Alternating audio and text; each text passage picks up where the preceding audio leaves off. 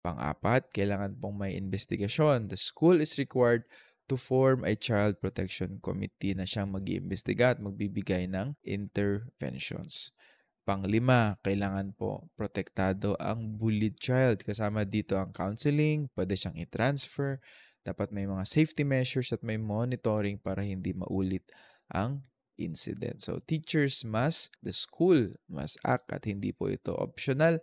This is a legal obligation under RA 10627. Okay? Protect kids in school and follow me for more child protection explainers. Okay, hindi kumilos ang school sa bullying. May pananagutan ba sila? Opo, meron. Because under RA 10627 and under the provisions on the direct liability of the school, sa atin pong Anti-Bullying Act, ang school po ay may direct liability kapag walang immediate response, kung hinahayaan lang nila yung physical or verbal bullying nang walang intervention, maaaring managot ang teacher at school head. No? Kung wala pong written report or documentation, hindi nag-notify sa parents, hindi nag-investigate ang Child Protection Committee, walang sanctions, walang counseling, pinabayaan ang bata.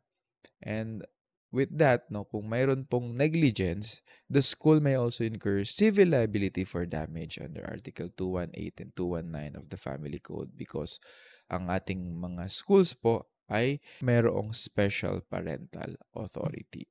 Okay, so ibig sabihin kapag may bullying at walang ginawang school, may legal at administrative consequence po yan. Okay?